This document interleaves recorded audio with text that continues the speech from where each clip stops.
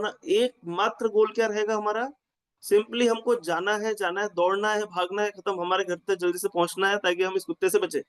उसके बाद 10 मिनट शांति से, फिर हमको थोड़ी देर बाद नेचुरल होने के बाद भूख लगेगी। तो हमारे जीवन का उस वक्त तो थोड़ी देर के लिए उद्देश्य क्या हो गया था? उस कुत्ते से बचना और अपने गंतव्य स्थल तक पहुंचना। तो अभी ऐसे में कोई और डिस्ट्रैक्शन आएगा तो वी वॉन्ट गेट डिस्ट्रैक्टेड, हमारा कोई डिस्ट्रैक्शन नहीं होगा। क्यों? क्योंकि प्रॉब्लम है हमारे पीछे इतनी बड़ी है। तो अभी क्या हो रहा है कि हम इस संसार में है ना, संसार दावानल हम रोज गाते हैं, हम सबको याद है, बड़े सुर के साथ सुबह सुबह मंगल आरती में भक्त लोग गाते हैं। उसके बाद भी इस चीज को रियलाइज करना कि संसार दावानल है, इट्स नॉट वेरी इजी। हम उसको रियलाइज नहीं कर पा रहे because of that comfortable life style. हम बिल्कुल शांति से, हाँ ठीक है भाई, सुबह उठ जाते हैं, माला हो जाती है, फिर अपना घर गृहस्थी, परिवार, देश, समाज, स्टूडेंट्स हमारे, मतलब हाँ प्रभु जी मेरी पढ़ाई भी हो रही है, चल रहा है, 8-10 घंटे पढ़ लेते हैं, लिखना भी हो जाता है, 10-15 मिनट प्रभुपाद जी का लेक्चर सुन लिया, 15-20 मिनट थोड़ा सा किताब भी पढ़ ली प्रभुपाद जी की। तो like we are in such a comfortable position कि हमको ये फील ही नहीं हो पाता है कि पीछे आग लग रही है हमारे। हमारे पीछे एक पागल कुत्ता है जो दौड़ रहा है और हमको उससे बचना है, बट नहीं, हम समाउदर हम वहां पे डिस्ट्रैक्ट हो जाते हैं, क्योंकि हम हमारे जो पीछे जो प्रॉब्लम है ना, we are not able to understand कि कितनी बड़ी प्रॉब्लम ये संसार में आना और यहाँ पे भगवान की भक्ति करने का प्रयास करना बहुत डिफिकल्ट जॉब है, बहुत, इट्स नॉट वेरी इजी। क्योंकि पूरा भक्ति प्रेम महाराज, बस भक्ति प्रेम महाराज से हम चर्चा कर रहे थे, तो महाराज ने कहा कि भाई पूरे संसार में सारा आयोजन किस चीज के लिए है? भगवान को बुलाने के लिए। कोई भी आयोजन बताओ, इतना बड़ा क्रिकेट मैच होता है, इतने बड़े ओलंपिक होते हैं, यहाँ वहाँ पॉलिटिकल पार्टीज, दुनिया भर का ड्रामा, ये सारे के सारे आयोजन क्या है? ये सारे आयोजन जो कुछ भी संसार में हो रहा है, वो सारे आयोजन सिर्फ कृष्ण को बुलाने के लिए। और भक्त क्या कर रहे हैं? भगवान को याद करने का प्रयास कर रहे हैं। आप समझिए ना, धारा के साथ बहना या तैरना बहुत आसान है, पर धारा के विपरीत बहना बहुत मुश्किल है। तो जो व्यक्ति भगवत सेवा में है, जो इस्कॉन में जुड़ा है, जो भगवान का नाम लेने का प्रयास कर रहा है, वो वाकई में धारा के विरुद्ध है। धारा के विरुद्ध तैरना, इट्स वेरी डिफिकल्ट जॉब। तो we are living in this material world, this one of the very difficult business, ये बहुत कठिन काम है, बट स्टिल हम यहाँ पे हैं। सिमिलरली, ये जो इनअटेंटिवनेस है, वो इनअटेंटिवनेस से हमको क्या होना है? हमको ओवरकम करना है इनअटेंटिवनेस को, और हमको अटेंटिवनेस के लेवल पे आना है। ये पहला जो हमको शिक्षा मिलती है कि we should be more attentive. उसके बाद हम देखते हैं कि हमारे लिए एक ईमानदारी भी होना चाहिए, या उसको कहें कर्तव्य निष्ठता। सेकंड एस्पेक्ट में हम बात करें, ये क्या है? इसका मतलब ये हुआ कि डिस्ट्रैक्शंस के जो ऑब्जेक्ट हैं वो संसार से खत्म नहीं होने वाले। मैं अगर मंदिर से, नानाखेड़ा बस स्टैंड से मैं अपने मंदिर पर जा रहा हूँ, तो ऐसा कुछ नहीं होगा कि रास्ते में होर्डिंग्स नहीं होंगे, टीवी एडवर्टाइजमेंट्स के बोर्ड नहीं लगेंगे, कहीं ना कहीं कुछ ना कुछ इधर उधर के बोर्ड नहीं होंगे, ऐसा नहीं होना। ये सारी चीजें होंगी। यानी कि डिस्ट्रैक्शन के ऑब्जेक्ट तो ऐसा नहीं है कि मेरे पास से गायब होने वाले, पर उसके बाद भी मुझे स्वयं के प्रति ईमानदार रहना है। क्यों? क्योंकि मुझे इस प्रोसेस के प्रति ईमानदारी के साथ, शरणागति के साथ इस प्रोसेस में बने रहना है। तो मेरे लिए मेरी व्यक्तिगत ईमानदारी भी काम में, भगवान बहुत कृपालु है, छोटी मोटी गलतियां हमसे हो जाती है, भगवान क्षमा कर देते हैं। पर यदि हमने उसको नियम बना लिया और हम हमेशा भगवान से एक्सपेक्ट करते रहे कि भगवान तो कृपालु है, भगवान माफ कर देंगे, भगवान माफ कर देंगे, तो नहीं, ये ऐसा नहीं होने वाला। फिर क्या हो रहा है? फिर हम नाम के प्रति, नाम के बल पे हम क्या कर रहे हैं? अपराध कर रहे हैं। नाम के बल पे ही हम क्या कर रहे हैं? पाप कर रहे हैं। तो इस प्रकार की जब प्रवृत्ति होती है ना, तब हमारे जीवन में समस्याएं बढ़ जाती है। इसलिए हमको खुद के प्रति भी ईमानदार होना है।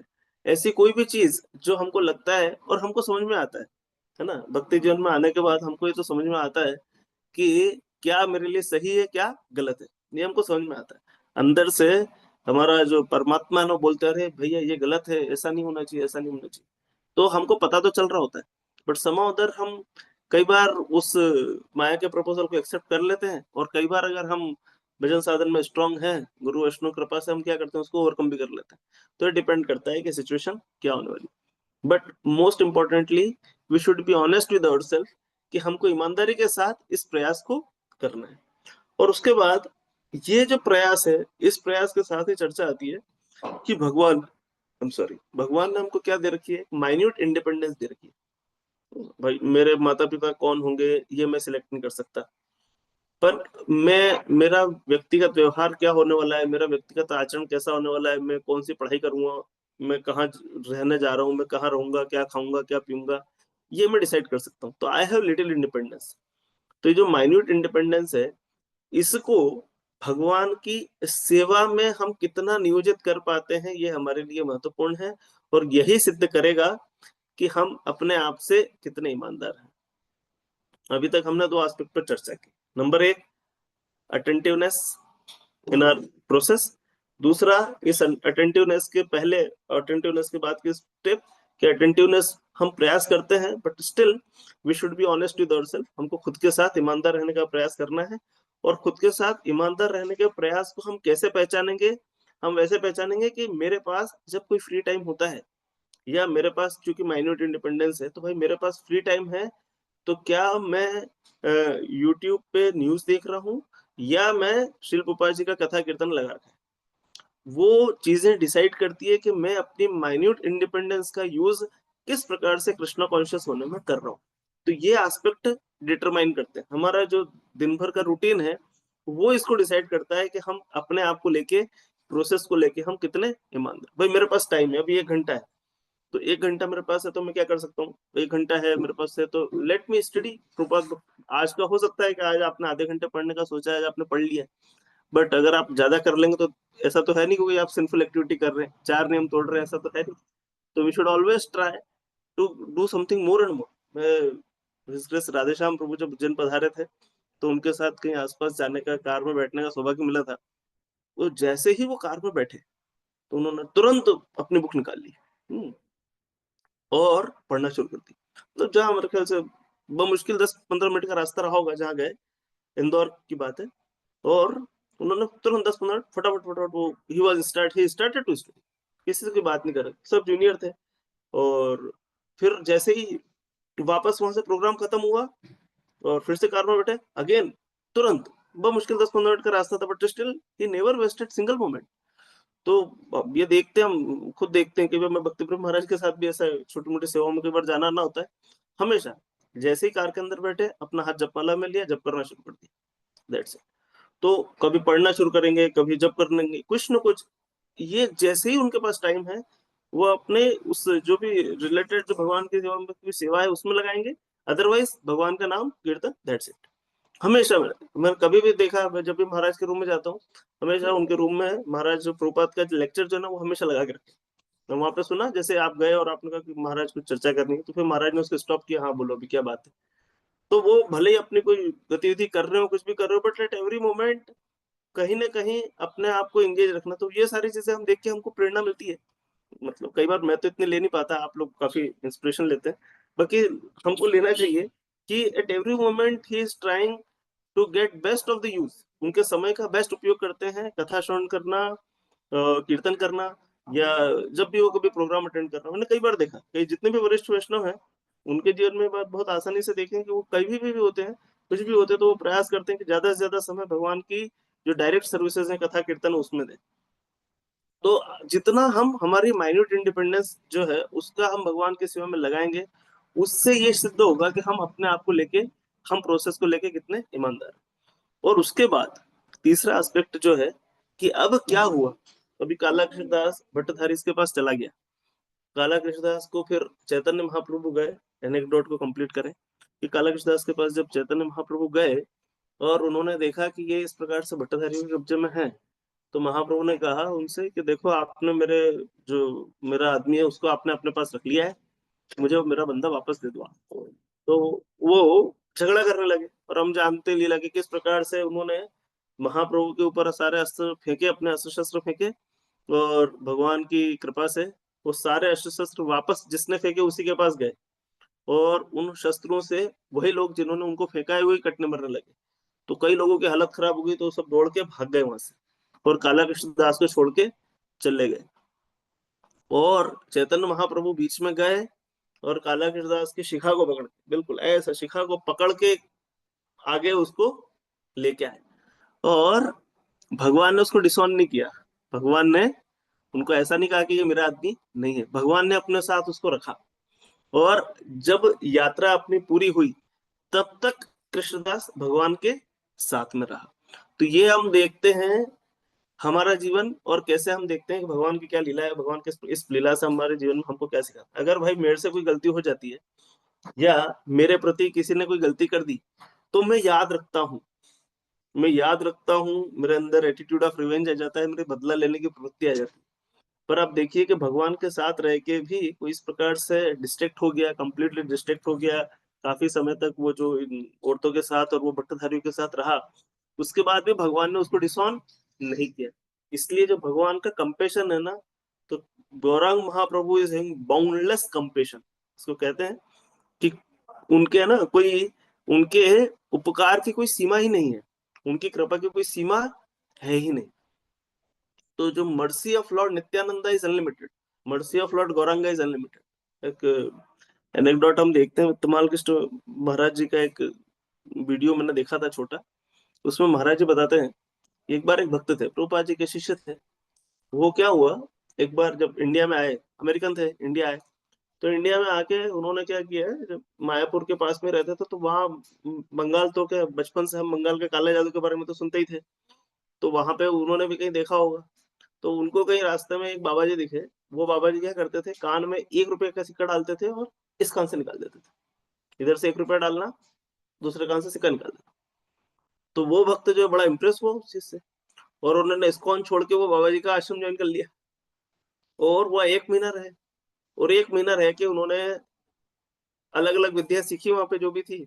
और फिर जब कहा कि भाई मुझे ये विद्या सीखना है, तो वो जो सो कॉल्ड गुरु जी थे उन्होंने मना कर दिया, बोले ये तो मैं नहीं सिखाऊंगा।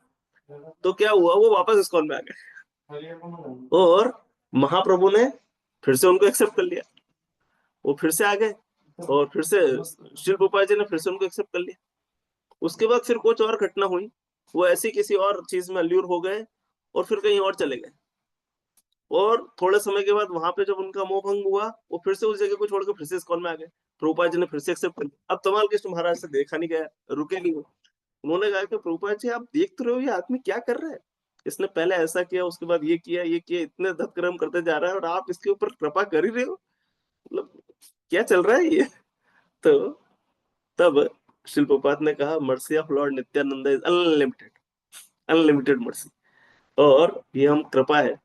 तो जैसे हम देखे कि ये भगवान के भक्त कितने ज्यादा कृपालु, ये चौथा एस्पेक्ट था जो भी हम आगे चर्चा कर रहे हैं, कि जैसे जैसे ही कालाक्षर दास का ये सारे चीजें पता चली, महाप्रभु ने अपने साथ रखा, महाप्रभु ने उसको डिसऑन नहीं किया, अपने साथ रखा। अपनी रेस्ट ऑफ द यात्रा जहां जहां महाप्रभु को जाना था उनको साथ लिया, उनसे सेवाएं भी एक्सेप्ट की, सब कुछ किया। और फाइनली जब महाप्रभु साउथ इंडिया विजिट करके वापस से जब आ गए, पुरी आए, तो वहां जाके उन्होंने कहा, ए नित्यानंद, लो कि तुम्हारा बंदा, इसने ऐसा किया, मैं इसको लेके आया हूं वहां से। और वहां जाके उसको रिजेक्ट किया। देखिए, पूरा जहां से लेके गए थे वहां लाके छोड़ा, उसके बाद कहा कि अभी लो रिजेक्शन। अभी अगर भगवान रिजेक्ट कर देते हैं तो भी हम देखेंगे, हम है ना, प्रश्न उठता है, देखो भगवान ने रिजेक्ट कर दिया तो फिर हम, हमारे जीवन में क्या रहा, क्या बचेगा। बट स्टिल जब भगवान रिजेक्ट भी करते हैं, और भगवान ने अगर आपने आपने सीरियसली सिंसियरली भगवान की सेवा की है, तो भगवान का रिजेक्शन भी बहुत फ्रूटफुल होता है। भगवान ने जब रिजेक्ट कर दिया तो बहुत दुख हुआ, क्योंकि अब तो उसको पश्चाताप के अलावा कुछ था नहीं, क्योंकि अब तो भगवान ने रिजेक्ट कर दिया, भगवान ने लाके छोड़ दिया।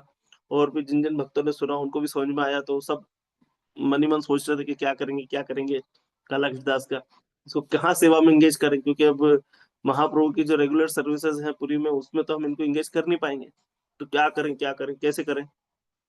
तब भक्तों ने एक आइडिया दिया कि एक काम करो, इनको है ना जगन्नाथ जी का प्रसाद लेके मायापुर भेज देते हैं, ये वहां नवदीप में जाएं और भक्तों से मिले, भक्तों को जाके जो है ये प्रसाद देंगे। और महाप्रभु साउथ इंडिया से आ गए हैं, 6 साल महाप्रभु साउथ इंडिया थे, तो 6 साल के बाद का जो जो भी हुआ है वृत्तांत, वो सब जाके वृत्तांत सुनाते रहेंगे।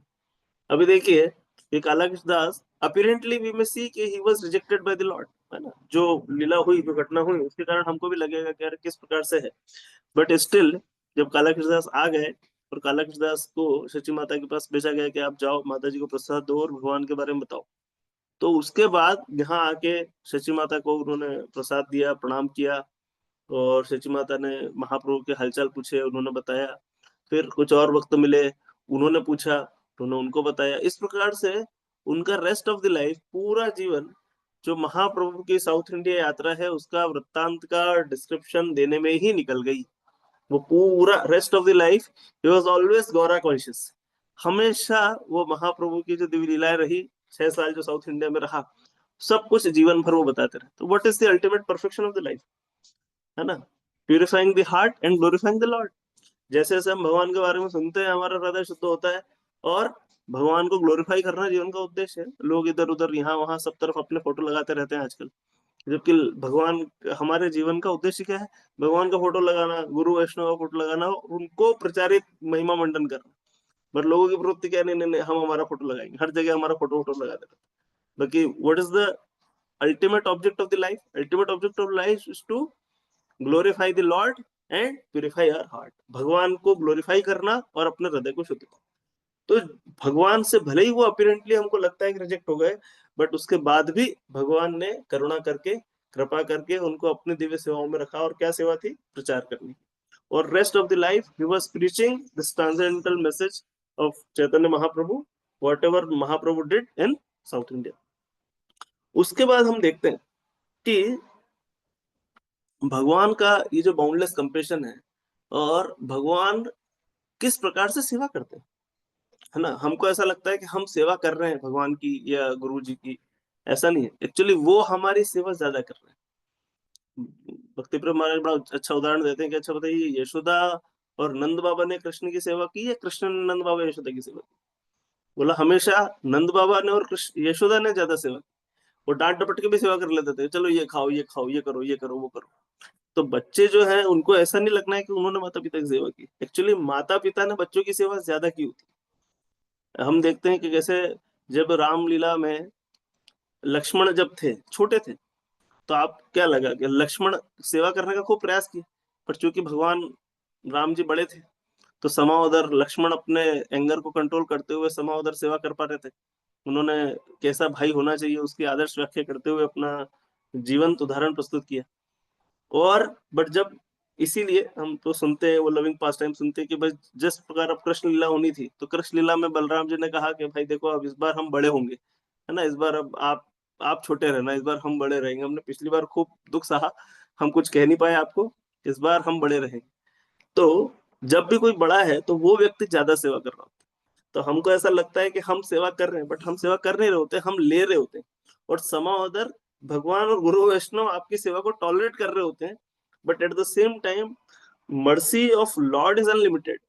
तो with the devotees also the same case, भगवान के भक्तों की कृपा और ज्यादा प्रभावशाली है। जैसे भगवान ने कालाक्षी दास को रिजेक्ट कर दिया, उसके बाद भगवान, भक्तों ने रिजेक्ट नहीं किया, भक्तों ने एक्सेप्ट किया, और भक्तों ने वापस से भगवान की सेवा में लगा भी दिया। तो सिमिलरली, जैसे हम देखते हैं ना, भक्ति सिद्धांत सरस्वती ठाकुर, भक्ति सिद्धांत सरस्वती ठाकुर के कई सारे शिष्य थे, और जब भी शिष्य उनको प्रणाम करते थे तो वो कहते थे दासोस्मि। वो आके कोई प्रणाम कर रहा है अपने स्पिरिचुअल मास्टर को, शिष्य आगे प्रणाम कर रहा है, वो क्या कहते थे? दासोस्मि। वो कहते थे मैं आपका दास हूँ। तो ये भावना भक्ति सिद्धांत सरस्वती ठाकुर शिल प्रभुपाद जी की रहा करती थी। इस प्रकार से वो, उन्होंने शिष्य भी स्वीकार किए, और तो और शिष्यों के माध्यम से प्रचार प्रसार का काम किया। उसके बाद अभी हम देखें, ये कितने एस्पेक्ट हमने कवर किए। नंबर 1, अटेंटिवनेस का एस्पेक्ट हमने कवर किया। दूसरा हमने किया कि किस प्रकार से वी शुड बी ऑनेस्ट, और ऑनेस्टनेस को प्रूव करने का क्या सॉल्यूशन है। सॉल्यूशन है ऑनेस्टनेस को प्रूव करने का कि कितना जो हमारी माइन्यूट इंडिपेंडेंस है, हमारी जो इंडिपेंडेंस हम पोजेस करते हैं, कितना हम उसको भगवान की सेवा में लगा पाते हैं।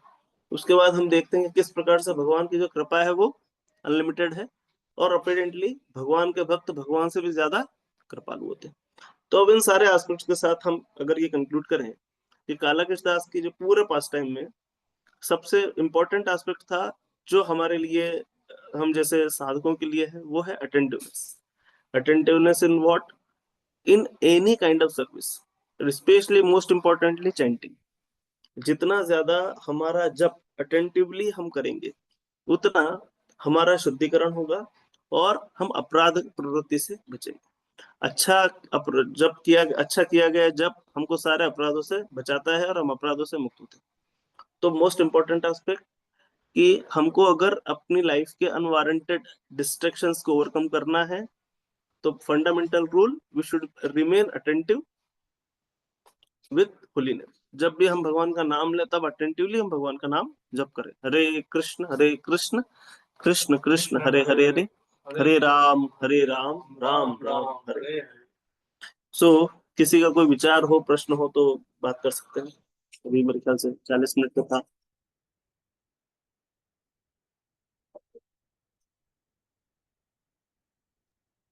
हरे कृष्णा प्रभु जी, दंडवत प्रणाम। हरे कृष्ण हरे कृष्ण। प्रभु जी, जब हम कुछ सर्विस करते हैं या सेवा करते हैं, थोड़ी बहुत गलती हो जाती है हमसे, तो वो हम्म अपन बता नहीं पाते। ऐसा लगता है, डर लगता है कि सीनियर को बताएं कि नहीं, तो मन में रहती है, तो उसमें और दिक्कत रहती है। तो उसको कैसे करें? हम्म। भगवत गीता में भगवान ने क्या कहा? 18वां अध्याय 64वां श्लोक, सर्वधर्मान् परित्यज्य मामेकं शरणं व्रज, अहम त्वां सर्व पापेभ्यो मोक्षयिष्यामि मा शुचः। डरो मत। भगवान गीता में ही कह रहे हैं कि प्लीज आप डरिए मत। जो भी चीजें हैं एक्सेप्ट कीजिए, प्रोग्रेस होगी। रूमापाद महाराज बोलते हैं, एक्सेप्टेंस ब्रिंग्स प्रोग्रेस। जब हम अपने जीवन में किसी चीज को स्वीकार कर लेते हैं, तो फिर हम प्रगति कर पाते हैं। तो अगर मान लीजिए, ऐसा तो है नहीं कि, है ना, टू एयर इज ह्यूमन ना, हम तो सुनते हैं, इंग्लिश में भी कहावत है ये, कि गलतियां हम सबसे होती है। इनफेक्ट वो जो 4 हमारे डिफेक्ट हैं, उसमें एक डिफेक्ट ये भी है कि हम गलतियां करते हैं।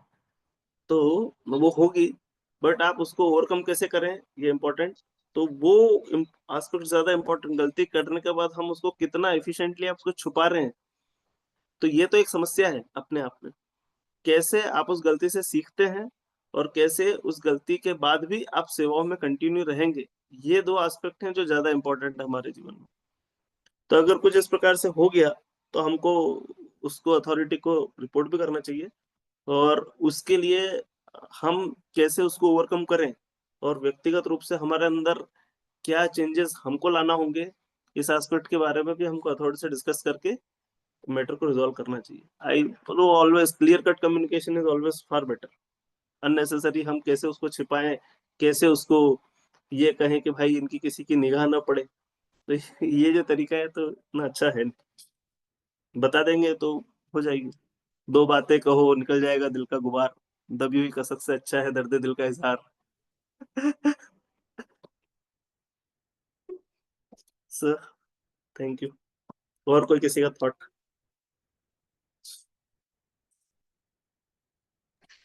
हरे कृष्ण प्रभु, दंडवत प्रणाम। तो thank you for very wonderful session. आपने बहुत सुंदर तरीके से बताया, क्लास दी, बहुत अच्छा लगा, बहुत अच्छा लगा कि किस तरह हमें अटेंटिवली जब करना चाहिए। आपने बहुत सुंदर तरीके से बताया।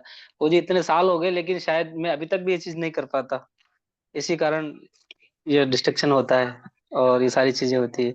वो जी, आप थोड़ा सा और मतलब अ, गुरु महाराज से मुंह से सुनते थे कि मुंह से बोलना और कान से सुनना, यही मतलब अपने को करना। और आप भी बता रहे थे, सभी वैष्णव ये बताते हैं, लेकिन ये हो नहीं पाता। ये क्या कारण है? मतलब वापस फिर वही इनअटेंटिव, क्या और भी कुछ कारण रहते हैं? हम्म एक सबसे बड़ा कारण है प्रभु, हम भक्त समाज में हैं, सेवा कर रहे हैं, और हमसे जो अपराध होते हैं भक्तों के प्रति, वो सबसे बड़ा कारण। एक मुझे वो उदाहरण याद आता है कि कब, जैसे रूप गोस्वामी थे मेरे ख्याल से, जो जब जप कर रहे थे, और वो जप करते समय उनको भगवान की दिव्य लीलाओं का दर्शन हुआ, कि कैसे भगवान जो है, भगवान क्या किए, पेड़ के ऊपर चढ़ गए, और उन्होंने अपने पैरों से डाली को थोड़ा सा नीचे कर दिया। राधा रानी आई, उस फ्लावर को प्लग करने के लिए उन्होंने डाली को पकड़ा, और सडनली भगवान ने अपने पैर पीछे कर लिए। तो क्या हुआ, डाली वापस से ऊपर हुई, तो राधा रानी लटक गई। तो उनकी आंखें बंद थी, और उन्होंने जब इस लीला के दर्शन किए, तो वो हंसने लगे। तो जब वो हंसने लगे, तो तभी कोइंसिडेंटली एक वैष्णव वहां से निकले, जिनको पैरों में समस्या थी। और जब उस वैष्णव ने ये देखा कि अरे रूप गोस्वामी मुझे देख के हंस रहे हैं, मेरी इस विकलांगता को देख के रूप गोस्वामी हंस रहे हैं, तो जैसे ही उस वैष्णव के मन में ये भाव आया, तुरंत वो लीला का दर्शन जो है वो स्वामी जी को बंद हो गया। तो उन्होंने आंखें खोली, वो एकदम से चकरा गए, क्यों नहीं हो पा रहा, क्यों नहीं हो पा रहा? क्योंकि और वो फिर से प्रयास किया उन्होंने, बार-बार प्रयास किया, इस बार लीला का दर्शन हो ही नहीं रहा। किसी भी प्रकार से भगवत धाम के अंदर उनकी एंट्री नहीं हो पा रही। वो भगवत धाम के लाइव है ना, जिसको लाइव टेलीकास्ट कहते हैं, लाइव टेलीकास्ट करते थे वो देख रहे थे, वो हो नहीं पाया। तो उन्होंने सनातन गोस्वामी को ये बात शेयर की कि अरे कुछ तो ऐसा हुआ, मैं ऐसा देखा और उसके बाद से सडनली ये लीला बंद हो गई, ऐसा क्यों हो गया? तो सनातन गोस्वामी ने कहा कि इसका कारण कोई अपराध है, अपने भक्तों के चरणों में कोई अपराध है। बोले अच्छा, ऐसा कैसे? बोले मैं तो उस वक्त वो कर रहा था। बोले हाँ, कुछ तो हुआ है। बोले एक काम करते हैं, आप है ना एक फीस्ट आयोजन करो जिसमें सारे वैष्णव को इनवाइट करो। जो वैष्णव नहीं आए, आप समझ लेना कि उनको कुछ तो बुरा लगा है। तो इस प्रकार से उन्होंने फीस्ट ऑर्गेनाइज किया। सारे वैष्णव आए, बस वो एक वैष्णव नहीं आए। और वो समाउदर वो ट्रेस कर लिया कि यार ये भक्त नहीं आए। फिर जब प्रभु स्वामी गए, उनसे बात किए और उनको पता चला कि इस प्रकार का उनके हृदय में दुख है कि अरे मैं जब गया, आपने मुझे देख के आप हंसने लगे थे। तो फिर रूप गोस्वामी ने अपनी सिचुएशन को क्लेरिफाई किया कि अरे भगवान, मैं आपको देख के नहीं, बल्कि मैं तो भगवान की दिव्य लीला को देख रहा था और उसके कारण वो कोइंसिडेंटली आपने उसी वक्त मेरा चेहरा देखा और वो मुस्कान आपने मेरे चेहरे पे देखी। तो फिर जब वो भक्त वैष्णव संतुष्ट हो गए, उसके बाद रूप गोस्वामी जी को फिर से लीला का दर्शन होने लगा। तो क्या होता है ना, जब पानी बिल्कुल साफ हो, हाँ, तालाब वगैरह कहीं हम गए ना, ऐसी कई सारी जगह जब पूरा साफ पानी हो, अगर एक कंकड़ भी आपने दिया ना, कंकड़ भी आपने फेंका ना, तो लहरें, जो पतली सी लहर लहर पीछे तक जाती और बिल्कुल आप उसको देख सकते हो कि पत्थर जो है वो बिल्कुल नीचे तक है।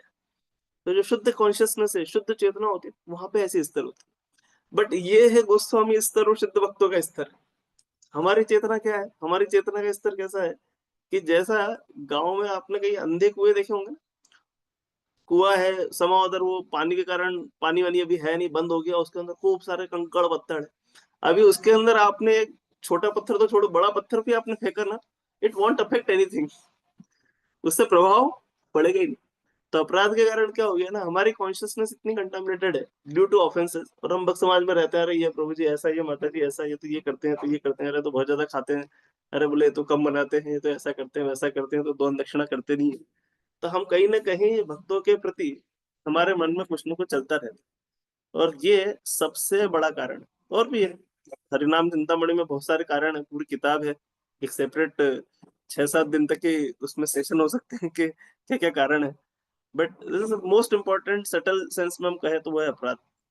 तो जैसे जैसे हम भगवान का नाम प्रेम पूर्वक करने का प्रयास करते हैं, अटेंटिवली जब करने का प्रयास करने से भी ज्यादा इंपॉर्टेंट है हम प्रेम से नाम, आनंद है बोलो हरि भज वृंदावन, कि जितनी बार हम प्रयास करके भगवान का नाम प्रेम से लेंगे ना, आनंद से लेंगे। भाई अब हो सकता है 10 चीजें हो सकता है अभी आपको तो ऑफिस जाना है, आपको 10 काम करने हैं, और सुबह सुबह उठना है, और मतलब एक है ना कि भाई हमने कसम खाई है, हमको माला करनी है तो हम कर रहे हैं, तो वो लेके हम बैठे हैं। बट अगर वो सार उस सेवा के टाइम पे आपको ये लगा कि बस just I have to finish, है ना, मुझे तो माला फिनिश करनी है, मेरे को तो खत्म करना है, माला खत्म करना है, अरे भाई माला है वो यार, आप खत्म कैसे करोगे उसको, है ना? तो हम खत्म करने के भाव में जब रहते हैं ना, तो क्या होता है ना कि फिर हम अटेंटिवली रह भी नहीं पाते, दिमाग में कई सारी चीजें चलती रहती है, हमारी प्लानिंग चलती रहती है, और साथ ही साथ भक्त समाज में भक्तों के चरणों में अपराधों के कारण जो है, ऑलरेडी कॉन्शियसनेस तो है अंधे कुएं की जैसी हो चुकी है ना, गंदा जो पानी वानी कुछ है नहीं उसके अंदर। अब वहां पे अगर हमने, मान लीजिए आपने इतने अपराध किए, 2-4 अपराध और हो गया तो क्या फर्क पड़ रहा है? तो हम तो नोटिस ही नहीं कर पाते कि हमने किसी के चरणों में अपराध किया और उसके कारण हमारा जब खराब हो रहा है। कुछ देखता हूँ कुछ भक्तों को, कुछ ऐसे सेंसिटिव ड्यूटीज में, अभी जब गुरु महाराज जी ने शरीर त्याग किया था, उसके बाद एक भक्त गुरु महाराज जी के ग्लोरिफिकेशन में बता रहे थे कि एक बार, नाम याद नहीं आ रहा है, सीनियर प्रोपर डिसाइपल है, वो मंदिर आए थे, उज्जैन आए थे, और वो दोनों रूपा जी के शिष्य भी और गुरु महाराज, ये दोनों टेम्पल हॉल में थे और कीर्तन कर रहे थे। तो उस वक्त क्या हुआ, समा उधर गुरु महाराज किसी भाव में रहे थे, उन्होंने पूरे 3 ढाई 3 घंटे कीर्तन गुरु महाराज ने अकेले किया, और रात को सब 9, 9:30, 10 बज गए, सब चले गए, सो गए।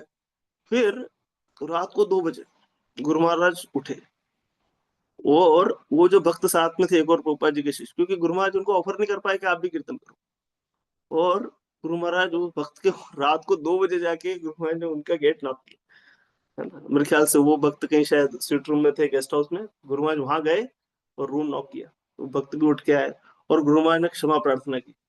गुरु महाराज ने उनसे क्षमा मांगी कि देखिए आज इस प्रकार से मुझसे अपराध हो गया, आप वहां थे बट समाउदर मैं आपसे पूछा ही नहीं कि आप कीर्तन करेंगे और मैं खुद ही सारा कीर्तन कर लिया।